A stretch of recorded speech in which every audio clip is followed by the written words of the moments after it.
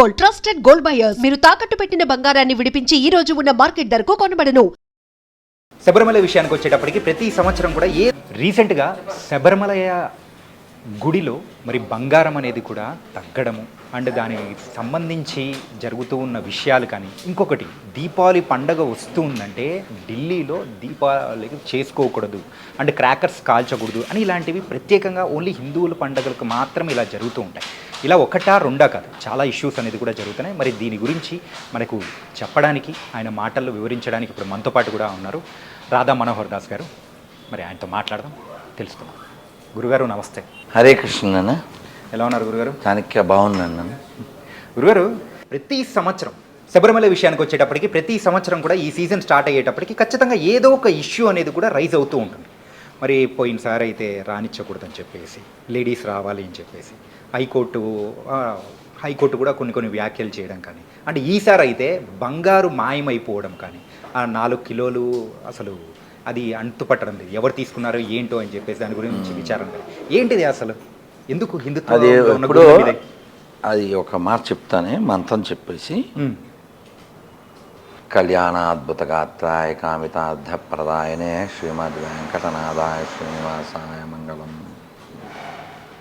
ఎప్పుడో చిన్నప్పుడు మీకు కథ గుర్తుందా? బంగారం ఎవరో దాచిపెడితే స్నేహితుడి దగ్గర, మర్యాద రామన్న కథల్లో ఎక్కడో, అవి ఎలకలు తినేసినాయి అని చెప్తాడు. మర్యాద రామన్న దగ్గరికి వచ్చి ఫిర్యాదు చేస్తారు. బంగారం ఎలకలు తినవు కదా, తినవు అంటే వాడు అబద్ధం చెప్పాడు. సరే, ఈయన దానికి పరిష్కారంగా ఇంకొక సలహా చెప్తారు. వాడికి సంబంధించి వాడిని అలా అదే టిట్ ఫర్ టాట్. అది ఇక్కడ విషయం ఏంటంటే, ఎవరు పరిపాలిస్తున్నారు అది మనం చూడాలి. అయ్యప్ప స్వామి యాత్ర జరగడం వలన కొన్ని 100 కోట్లు 1000 కోట్లు కేరళ గవర్నమెంట్కి వస్తుంది. కానీ ఫెసిలిటీస్ చాలా దుర్భరంగా ఉంటాయి. ఎందుకంటే వాళ్ళు హిందువులు కాదు కాబట్టి, పరిపాలకులు హిందువులు కాదు కాబట్టి, హిందుత్వానికి వ్యతిరేకమైనటువంటి మతాల వాళ్ళు పరిపాలన చేస్తున్నారు. సో కాబట్టి వాళ్ళు గుళ్ళో బంగారం పెట్టి గుళ్ళే మింగేస్తారు. పెద్ద అందులో పెద్ద టాపిక్కే ఉంది. స్వామివారికి అరవణ పాయసం అని తెలుసు కదా, బ్లాక్ కలర్, అది తయారు చేయడానికి కాంటాక్టు ముస్లింలకు ఇచ్చారు. మరి ఇప్పుడు ఏమైందో తెలియదు. సో వాళ్ళు పాపం వాళ్ళ ఆచారాలు వాళ్ళకు ఉంటాయి కదా, అదో ఉమ్మేయడమో ఇంకోటి ఏదో కలపడమో ఏదో ఉంటుంది. సో కాబట్టి మన ధర్మనాశనం చేయడానికి కంకణబద్దులైనటువంటి వారు పాపం రాజకీయాలు అక్కడ చేస్తున్నారు. శంకర్లు పుట్టిన చోట ఇటువంటి శంకరజాతి ఉన్నప్పుడు బంగారం పోవడం పెద్ద విషయం ఏముంటుందంటే పెద్ద టాపిక్ కాదు. కానీ ప్రతి సంవత్సరం అనేది కూడా ఏదో ఒక ఇష్యూ ఇదే టైంలోనే రైజ్ అవ్వడం అనేది దాని వెనకలు ఉన్న, అంటే దాన్ని ఎలా చూడొచ్చు అంటారు? అంటే నాన్న, ఇప్పుడు ఈ దేశాన్ని ఆక్రమించాలంటే హిందుత్వం వీక్ కావాలి. హిందుత్వం వీక్ కావాలంటే ఇలాంటి పొరంబోకు పని ఏదో ఒకటి చేయాలి వాళ్ళు. అట్లా ఇప్పుడు అయ్యప్ప స్వామి మీద ఉండేటువంటి ఆ భక్తి అది పాడైపోవాలి అంటే ఇలాంటి ఇష్యూలు. అప్పుడు చూశారు కదా, ఇప్పుడు ఆ గుళ్ళోకి ఎవరు రాకూడదు? ఈ స్త్రీలకి కొన్ని రోజులు 4-5 రోజులు నిషేధ కాలం ఉంటుంది. అలాంటి వాళ్ళు మాత్రమే రాకూడదు.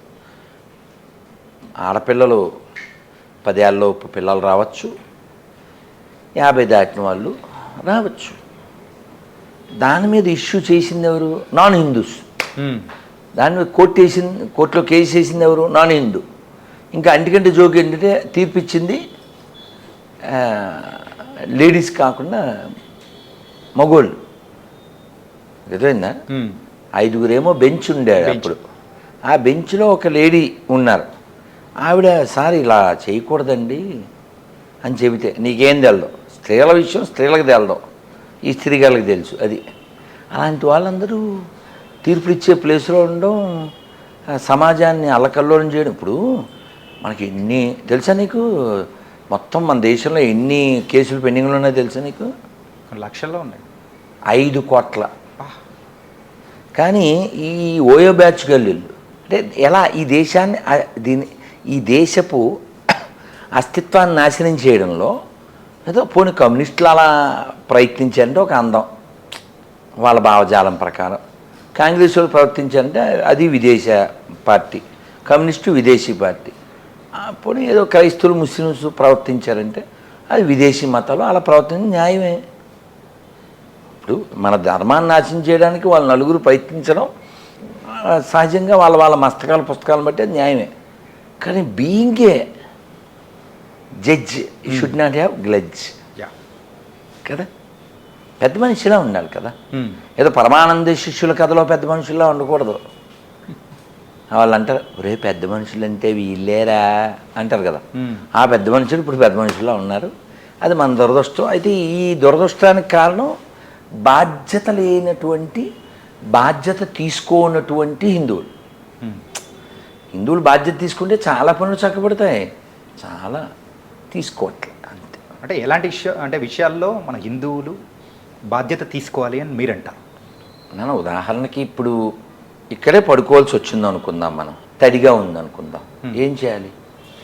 చూస్తాం, ఏదో క్లాతో మ్యాటో లేకపోతే ఆ కుర్చీకి ఉండదు, ఏ సొల్యూషన్. ఈ రాత్రి గడవాలి, పొద్దున్న వరకు ఉండాలి. ఈ సొల్యూషన్ ఏంటి? ఓ క్లాత్ కదా.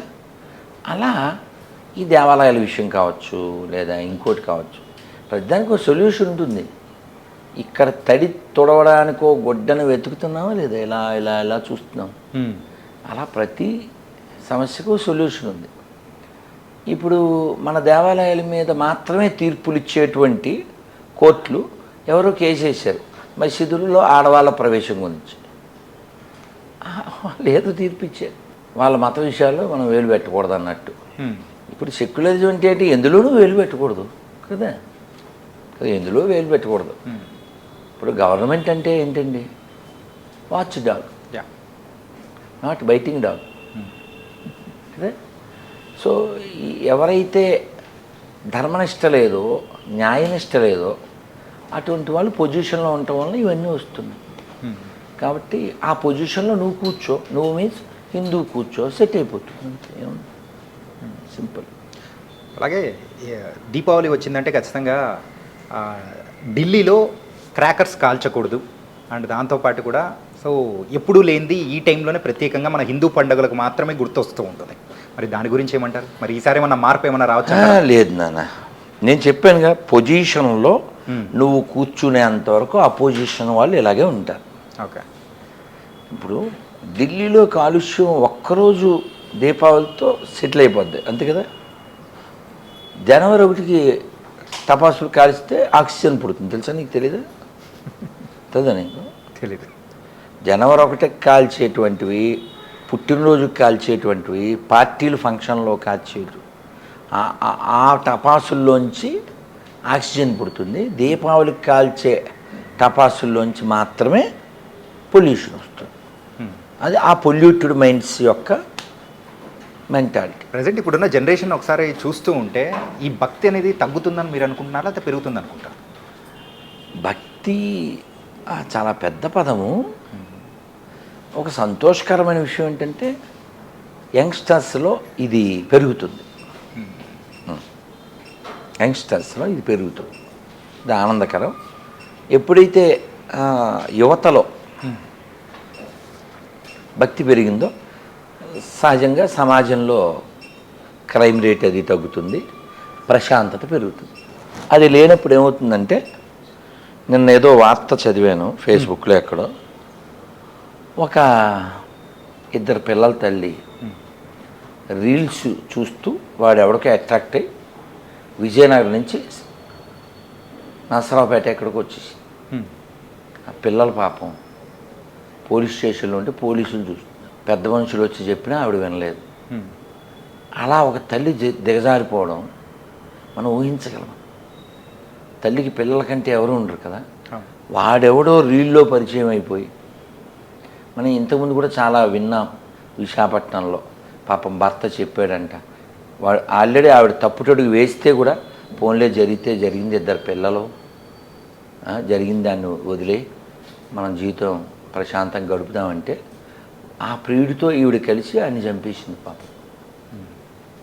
ఆ మధ్య హిమాచల్ ప్రదేశ్లో హనీమూన్కి వెళ్తే ఇంకొక ఆవిడేమో డ్రమ్ములో. ఇలాంటివన్నీ ఎందుకు జరుగుతున్నాయి అంటే పెంపక లోపం. పెంపక లోపం. ఇప్పుడు చదువు అనే పేరుతో అందరినీ గాలికి వదిలేస్తున్నారు. ఈ చదువు రావట్లేదు, ఇవి అక్కర్లేనివన్నీ వస్తున్నాయి.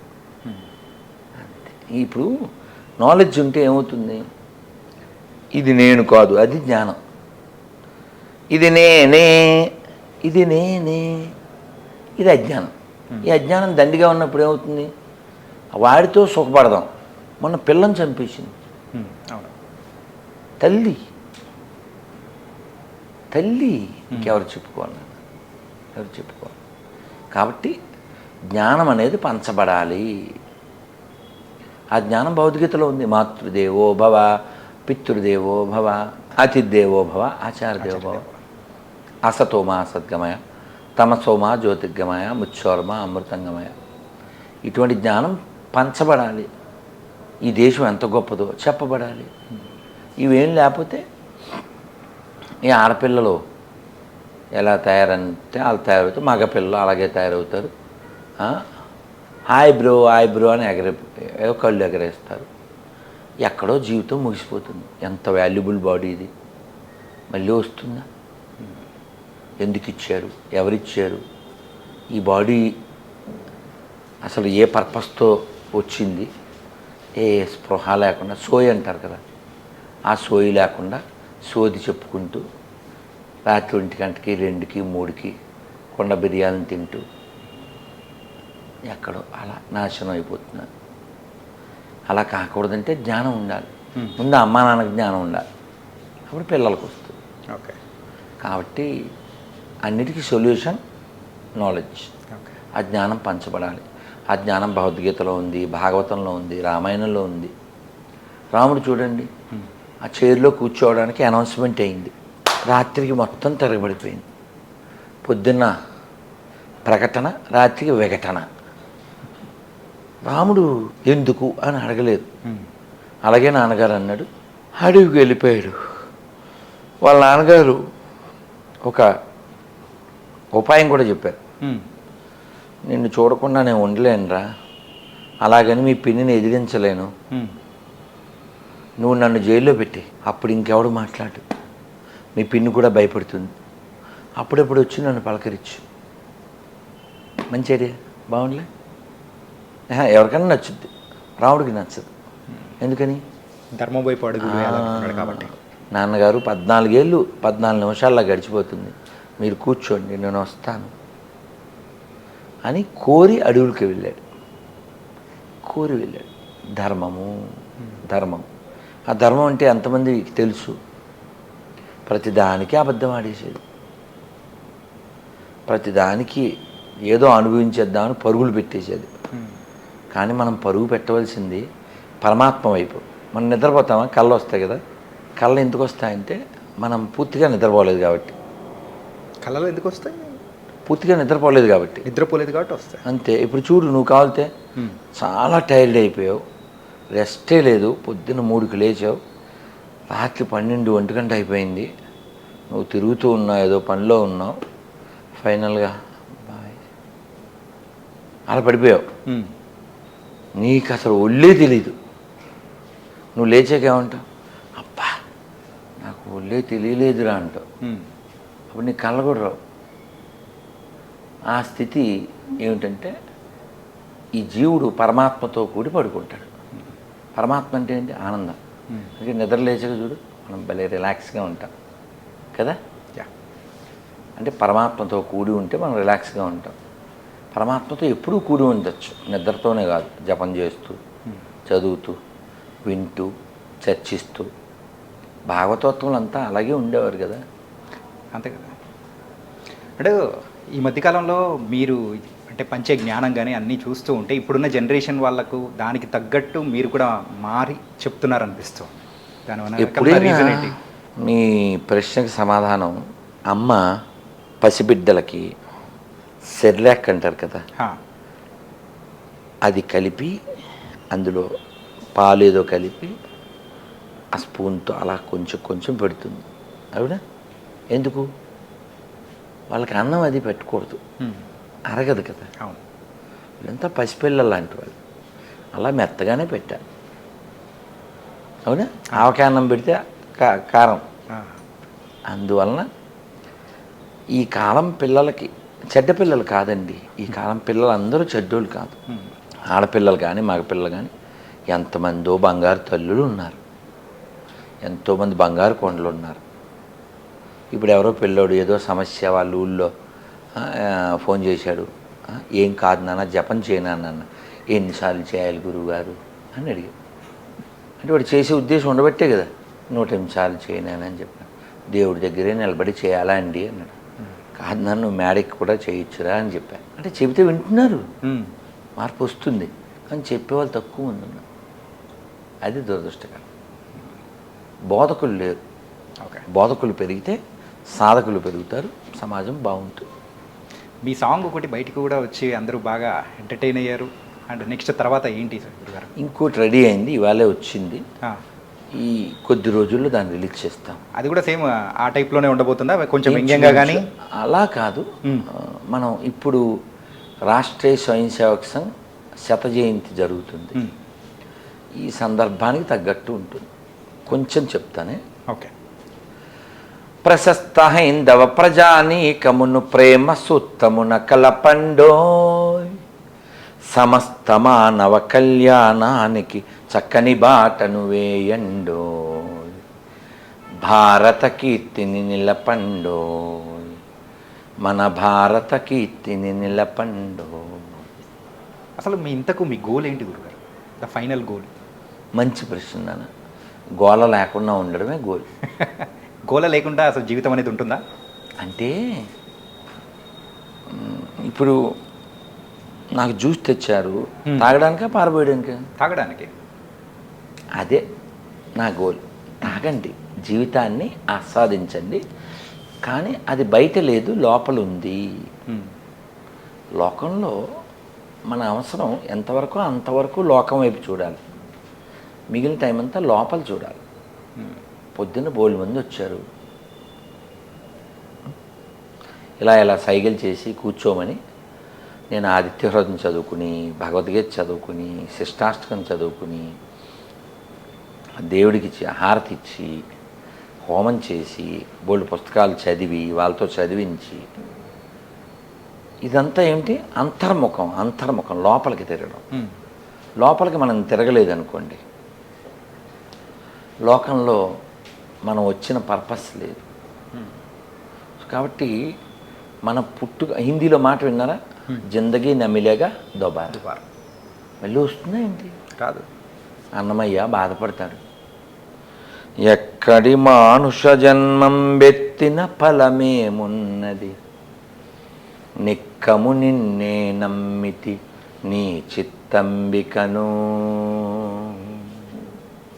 నీ చిత్తంబికను.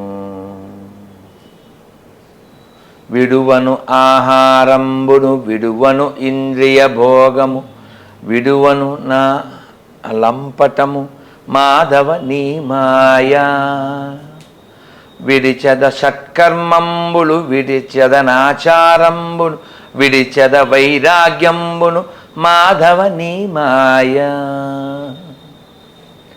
తగిలద బహులంపటముల, తగులద బహుబంధంబుల, తగులను మోక్షపు మార్గము తలపున ఎంతైనా, నగి నగి నగి నిన్నే నమ్మితి శ్రీ వెంకటేశ్వర నాకా ఈ మాయా. మాయా అంటే which is not there. Okay, అది మాయ. ఏం చెప్తున్నాడు? మన ఉద్దేశించి మాట్లాడుతున్నాడు. తగిలద బహుబంధంబుల, తగిలద బహులంపటముల, తగులను మోక్షపు మార్గము తలపున ఎంతైనా. నువ్వు దేనికి పుట్టావు? మోక్షం పొందడానికి పుట్టావు.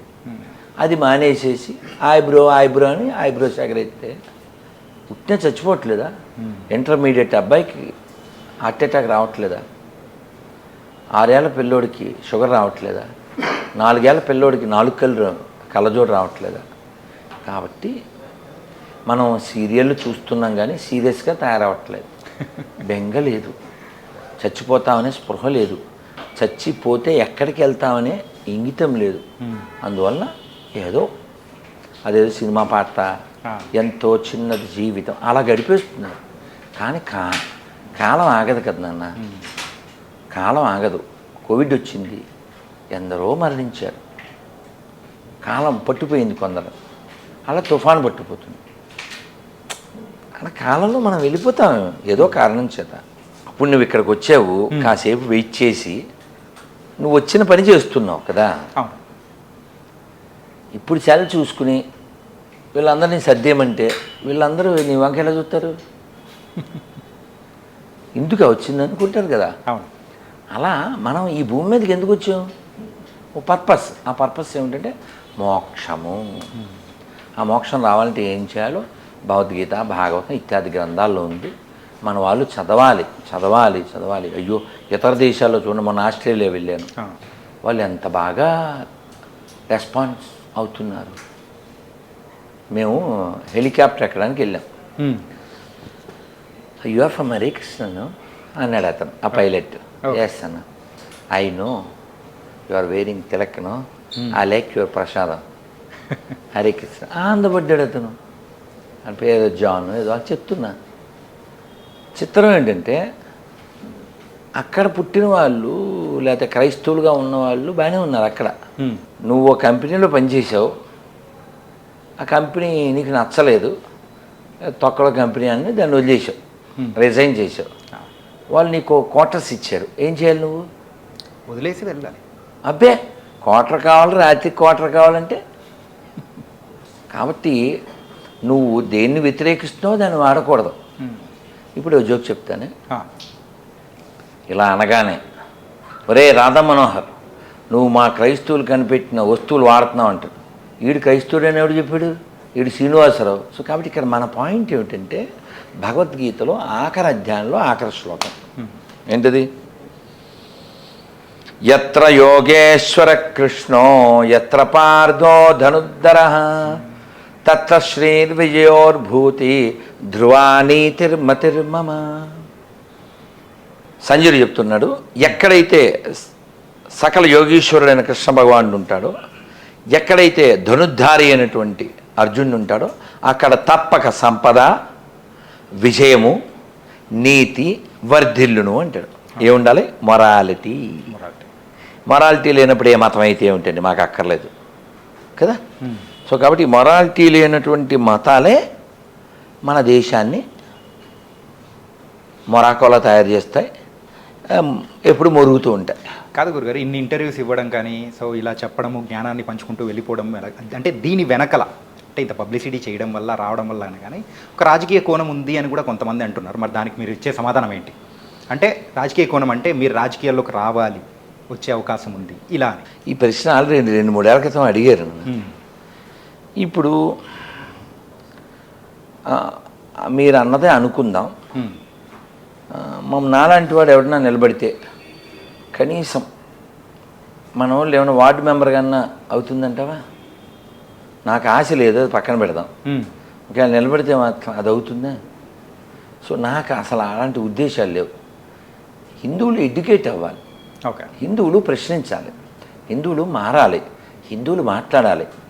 ఈ ఋషిభూమిని, వేదభూమిని, ధర్మభూమిని, కర్మభూమిని, పుణ్యభూమిని, ఈ నీచ్ కమీన్స్ ఎవరైతే ఉన్నారో వాళ్ళ నుంచి రక్షించుకోవాలి. లేకపోతే మన పండగలు వస్తే ఆర్టీసీ రేట్లు పెరుగుతాయి, మన పండగలు వస్తే గుళ్ళ దగ్గర రేట్లు పెరుగుతాయి. ఒక్క గుడ్ న్యూస్ చెప్పి నేను ముగిస్తాను. అదేమిటంటే మొన్న వేరే ఏదో ఒక చిన్న వీడియో చూశాను. దుర్గమ్మ గుడికి మొన్న నవరాత్రుల్లో లాస్ట్ ఇయర్ కంటే ఎక్కువ మంది వచ్చారట, కానీ హుండీ మాత్రం తగ్గింది. ఎందుకంటే హుండీలో వేయకండి అని చెప్తున్నాను నేను. మరి దీపావళి వస్తుంది, మరి దీపావళి టైంలో దీపావళి ఎలా సెలబ్రేట్ చేసుకోవాలో మన హిందువులకి మీరేం చెప్తారు? దీపావళి వెలుగు వైపు నడిపించేటువంటి పండుగ. దీపాలు వెలిగించాలి, అలాగే మనలో జ్ఞానజ్యోతిని వెలిగించాలి. మన అజ్ఞానాన్ని కాల్చడానికి సమిదగా పరిమిద మనకు ఒక రూపం, చీకట్లోంచి వెలుగులోకి వెళ్ళాలి. తమసోమ జ్యోతిర్గమయ అనే దానికి ప్రత్యేకగా దీపావళి జరుపుకోవాలి. క్రాకర్స్ అవి కాల్చాలి, అల్లరి చేయాలి, ఆనందంగా ఉండాలి, కానీ ప్రమాదం కొని తెచ్చుకోకూడదు. అలా నాకు బాల్యంలో ఒక గుర్తు, ఒక ఆయన కంట్లో తారాజువ్వ పడిపోయింది, ఆయన కొండిపోయింది. సో అలాంటి ప్రమాదాలకు గురికా ఇంకొక పిల్లోడేదో కాళ్ళు చేతులు పోయినాయి. ఇలా చాలా ఇలాంటివి ఏమి కాకుండా అల్లరి బాగా నేను కూడా కలుస్తాను, బాగా తగలేస్తాను, అనుమానం ఏం లేదు. రచ్చోపియా అలా చేస్తాం. కాబట్టి దీపావళి టపాసులు కాల్చండి, ఆనందంగా ఉండండి. కానీ ఒక్క పెద్ద రిక్వెస్ట్ ఏంటంటే కొనేటప్పుడు తినేటప్పుడు కొంచెం హిందీలో దేకండి. అంటే ఏంటి హిందీలో దేకు అంటే ఏంటి చూడమండి. దీపావళికి యాడ్ ఇచ్చారు ఏదో కంపెనీ వాడు. దీపావళి ఎవరి పండుగ? హిందువుల పండుగ. కానీ అందులో ఉండే ఒక స్త్రీ బొట్టు ఉండదు. చదవుతుందా? ఇప్పుడు మల్బార్ అని ఒక గోల్డ్ షాప్ ఉందండి, అతని దగ్గర అందరూ కొంటుంటారు హిందువులు. అతను స్కాలర్షిప్లు ఎవరికి ఇస్తారు అడుగు? ఓన్లీ వాళ్ళ మతం వాళ్ళకే ఇస్తాడు. కాబట్టి కొనేవాళ్ళు ఆలోచించాలిగా కదా. లులు అని పెడతారు, అదో షాపింగ్ మాల్ ఎక్కడ కూడా పెట్టారు కదా. సో అందులో ఉద్యోగాలు 20% హిందూ అమ్మాయిలకి ఇస్తారు. ఎందుకు?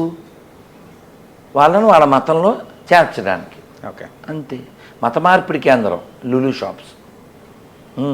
అది ఉద్యోగ కేంద్రం కాదు. అదైందా? లవ్ జిహాద్లో లవ్ 0%, జిహాద్ 100%. కాబట్టి దీపావళి కన్నా జ్ఞాన దీపాలు వెలిగి మన వాళ్ళు ఎక్కడ కొనాలి, ఎక్కడ తినాలి, కొంచెం హిందీలో దేకాలి, లేదా తెలుగులో దేకడానికి సిద్ధంగా ఉండాలి. ఇంతే నాన్న. ధన్యవాదాలు. Thank you. జై శ్రీరామ్ నాన్న. And for more videos, Please subscribe to iDream. Please subscribe to iDream. Please subscribe iDream. And please subscribe to iDream. For more videos, subscribe to iDream. please like, share and subscribe to the channel. Congratulations, iDream. Subscribe to iDream. Subscribe to iDream. So subscribe to iDream Media.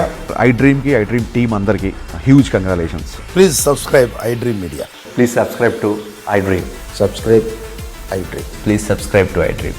iDream అంటే నా కళల ఛానల్ను subscribe చేసుకున్న నోరు తిరుగుతలేదు, మీరైతే గంట గుర్తు కొట్టండి. For more such videos, please subscribe to iDream.